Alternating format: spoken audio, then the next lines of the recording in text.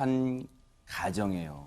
이런 엄청난 비극이 일어났습니다. 홍순빈 아나운서. 네, 지난 월요일 새벽에 인적이 드문 한 아파트 주차장에서 한 40대 여성이 흉기에 찔려 숨진 사건이 발생했습니다.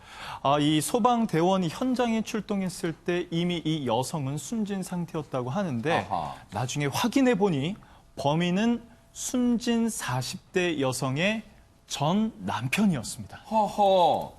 김광산 변호사님 충격적입니다. 범인이 다른 사람도 아니고 전 남편이다. 그러면 지금은 같이 살지 않는다는 얘기인가요? 4년 전에 이혼을 했다고 그럽니다. 근데 이제 이혼을 사유도 여러 가지 보면 이제 딸이 국민청원 게시판에 올린 걸 보면 그 전에도 이혼하기 전부터도 그렇게 폭력을 굉장히 일삼았다고 그래요. 네. 아주 사소한 거 가지고도 계속 일삼았고 그래서 일단은 뭐 상대방의 폭력이 어떤 습성이 있다랄지 한 번이라도 폭행을 하면 이혼은 된 별 문제가 없습니다. 이혼 사유가 되거든요. 그래서 이혼을 했는데 이혼 후에도 계속적으로 따라다니면서 이렇게 폭력을 가했고 그래서 이 여자분이 아내가 이제 보호시설도 있다가 숙소도 몇 번 옮겼다고 그래요. 근데 이렇게 끝까지 쫓아가서 이런 범행을 저지른 거죠. 그래서 이전부터도 계속 죽이겠다, 살해 협박을 굉장히 자주 했다고 그럽니다. 근데 본인이 그렇게 말로만 한 게 아니고 이걸 실행에 옮긴 거에 대해서 굉장히 좀 충격적이다 이렇게 볼 수 있죠. 이 사건이 일어난 시각은 지난 22일 오전 4시 45분쯤, 그러니까 새벽 시간이었습니다. 홍수민 아나운서, 뭔가 새벽 시간이라면 왜 그 여성은 그 시간에 밖에 있었던 겁니까? 이때가 오전 7시경이었다고 하는데 이 여성이요 아침 운동을 하러 나가는 길이었다고 합니다. 그런데 그 길에서 이런 참변을 당했던 거죠. 4시 45분쯤에 집을 나섰고요. 아침 운동을 위해 나섰고 그 아파트를 나서는 모습이 CCTV에 포착됐고 전 남편에게 살해당해서 쓰러진 채 발견된 시각이 바로 오전 7시였습니다. 발견 당시 사건 그 상황은 정말로 참혹했다고 하는데 그 얘기 들어보시고 이어가 보도록 하겠습니다. 우리가 7시 한 20분경에 그걸 발견했어요. 우리가 발견한 거 아니고 주민이 출근하다가 주민이 출근하다가 경비도 금방 경비한테 얘기를 해서 빨리 신고해라고 해갖고 주민이 신고를 해가지고 경찰이 바로 왔죠. 피가 많이 흘렸어요. 우리는 기분 나쁘죠. 너무 살벌해요. 이 세상에 사람을 어떻게 살까. 그런데 양지민 변호사님, 지금 전 남편이 이 끔찍한 범행을 저지른 전 남편이 검거가 됐는데 검거된 장소가 특이하다면서요? 그렇습니다. 검거된 장소가 바로 병원인데요. 어째서요?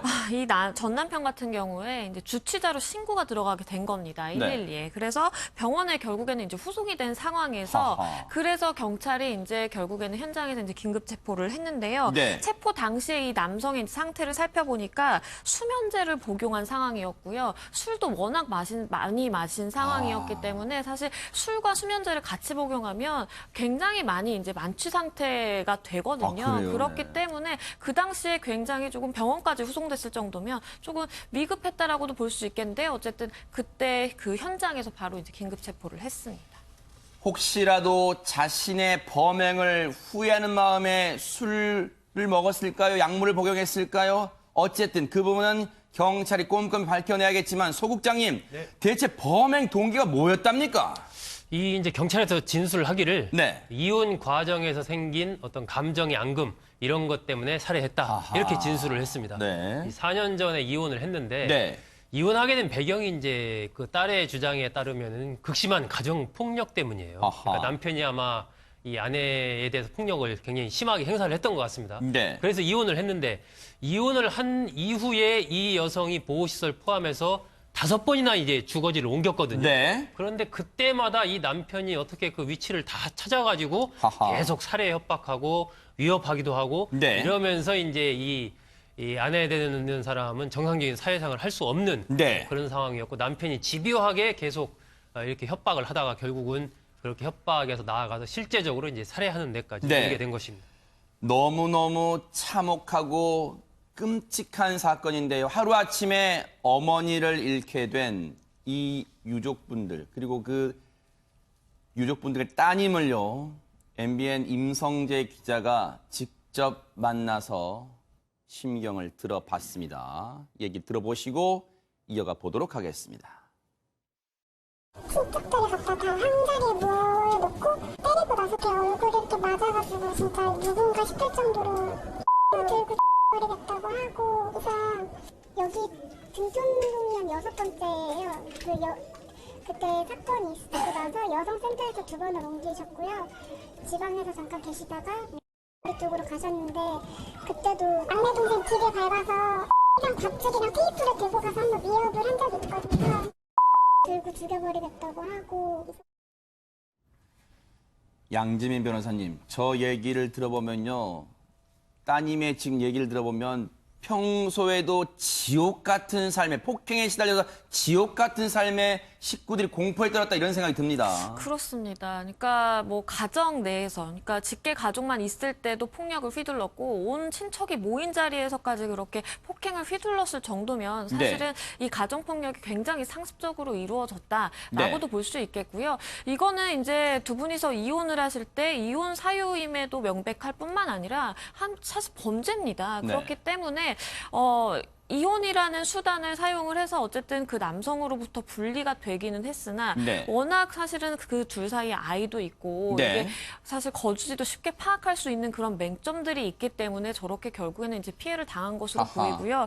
사실은 이제 이혼하다가 감정이 상해서 이렇게 범행을 저질렀다라고 하는데, 이혼 소송을 하다 보면 사실은 상대방의 귀책 사유를 내가 입증해야만 이혼을 성립을 받을 수 있고 그 과정이 사실은 이혼 소송의 과정입니다. 그럼에도 불구하고 이 남성 같은 경우에는 나의 가정폭력으로 인해서 혼인관계가 파탄났다라는 그 사실 자체를 잘 받아들이지 못했던 것 같고요. 마치 나의 탓으로 돌린다, 날 지적한다라는 그런 왜곡된 그런 인식 때문에 더욱 감정의 골이 깊어졌던 거 아닌가 싶습니다. 조광현 기자님, 이 가족들한테는 지금은 안타깝게 목숨을 잃은 전 부인, 그러니까 이 따님한테는 어머니죠.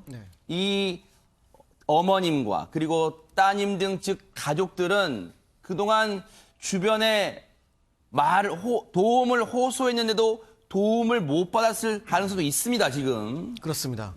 뭐 사실 저도 이제 그 감정이입을 좀 해보자면 아버지가 폭행을 저지르는데 상습적으로 저질렀단 말입니다. 다른 사람들 타인도 아니고 아버지예요. 그렇다면 이것을 대체 누구의 고소를 하겠습니까? 사실은 뭐 집안 망신이다 얘기가 나올 수도 있고 제 얼굴에 먹칠을 하는 경우가 될 수 있기 때문에 사실은 그 피해자임에도 불구하고 이것을 떳떳하게 어떤 공개하지 못하는 그런 심정도 좀 안타까운 상황인 것 같습니다. 이사를 오죽하면요, 오죽 그 폭행의 공포에 떨었으면 이사를 지금 거주하고 있는 곳이 6번째 옮긴 곳이래요. 지방에 있다 서울로 갔는데도 자녀들의 뒤를 밟아서 집까지 알아내서 쫓아올 정도였답니다. 소 국장님, 흉기도 평소에 협박할 때 흉기도 등장하고 밧줄도 등장했다는 그런 지금 피해자 유족의 그 따님의 증언이 나오고 있어요. 정말로 이걸 경찰에 도움을 요청할 그런 생각 못 해봤을까요? 그러게, 흉기, 밧줄, 뭐 테이프 이런 것까지 가져와서 그럼 뭐 테이프로 입을 막고 뭐 밧줄로 꽁꽁 묶고 흉기로 위협하고 이런 식으로까지 협박을 했다라는 건데 사실 이혼했으면 법적으로 일단 남남 아닙니까? 그러면 이혼하기 전에는 뭐 그렇다 해도 이혼한 이후에도 지속적으로 이러한 어떤 협박과 위협을 받았다면 뭔가 이 가족들도 경찰에 도움을 청하거나 보호 조치를 요청을 하거나 뭔가 그런 게 좀 있었을 것으로 보이는데, 아직 뭐 정확하게 그런 부분이 보도가 안 돼서 내용은 부정확하긴 하지만 그랬을 것으로 보이는데, 이런 정도 상황이라면은 뭔가 그런 일이 좀 있었을 것 같고, 그렇다면 그러한 부분에서 조금 더 어떤 적극적인 조치들이 좀 취해졌으면 이렇게 살해당하는 데까지는 이르지 않았을 것이다 하는 그런 생각을 또 갖습니다. 그런데요, 이 피해자의 유족분들이 하는 말, 지금 단독 인터뷰를 저희가 했는데요, 그 얘기를 들어보면 지금 걱정거리가 생겼는데요. 그 얘기 들어보시고 이어가 보도록 하겠습니다. 계획적으로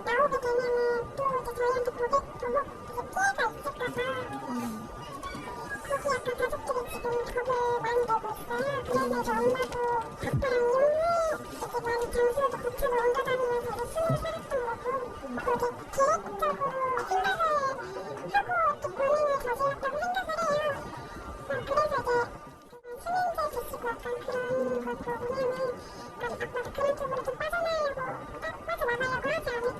그때부터 정신과 치료를 받기 시작했어요. 수시라는 말이 그냥 입대만 하고 나오는 게 항상 그런 말을 많이 했었어요. 김광삼 변호사님 지금 충격적입니다. 평소에도 어떤 범행을 저지를 걸 암시한 듯한 말을 하면서 내가 심신미약으로 형을 짧게 살고 나올 수 있다. 지금 이런 협박도 했다는 얘기 나오고 있어요, 지금. 최근에 이제 강서구 PC방 살인 사건 관련해서 이제 심신미약에 대해서 이제 국민의 좀 공분이 있죠. 그런데 또 여기서 또 심신미약 얘기가 나오고 있어요. 그런데 뭐 심신미약으로 뭐 6개월만 살고 나오면 된다. 이 말은 뭐 전혀 타당치 않습니다. 설사 심신미약이 인정된다 하더라도 살인죄에서는 뭐 6개월 살고 나올 일은 없겠죠. 그보다 훨씬 많이 살고 나올 텐데. 이 사건을 이제 전체적으로 보면 일단 어떤 사례가 좀 예고된 상태가 아니었나 싶습니다. 왜냐하면 일단 말로만 그런 것이 아니라 계속 그 거주지를 6배나 옮기는데 쫓아다녔잖아요. 지방서 서울까지 갔는데 불구하고 쫓아다니면서 뭐 밧줄, 흉기 이런 걸 들고 다녔다고 한다면 이것은 쫓아다닌 이유는 뭐가 있겠어요? 어떤 살해의 목적이 있었을 거라고 보고.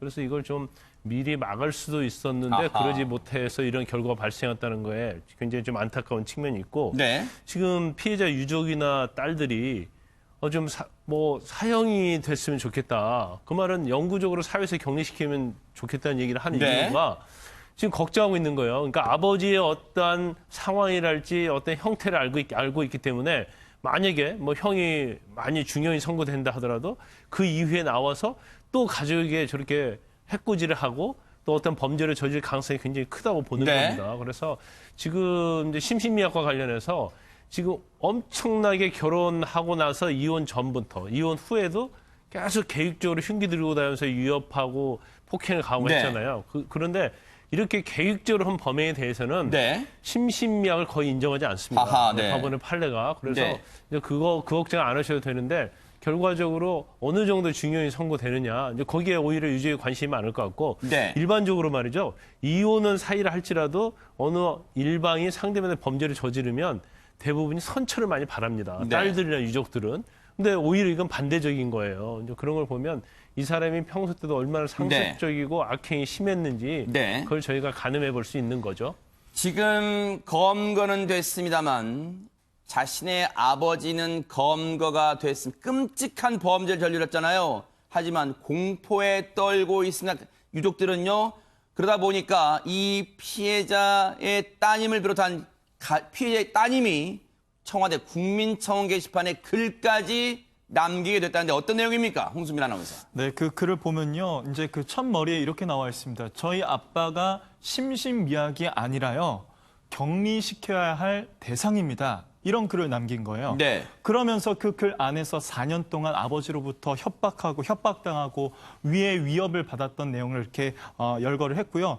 그 다음에 이제 그 아버지를 엄벌해달라는 내용까지 포함이 돼 있었습니다.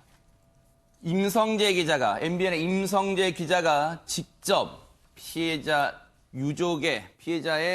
따님으로부터 이러한 얘기를 들을 수 있었는데 그 얘기 같이 들어보시고 이어가 보도록 하겠습니다. 안 나오지 않길 바라고 있어요. 그렇게 하지 않으면 저희 엄마 못 들을 것 같아요. 사회에 나오지 않길 바라고 있다. 그리고 앞서 국민청원 게시판에는요. 양지민 변호사님, 우리 아빠를 사형시켜달라.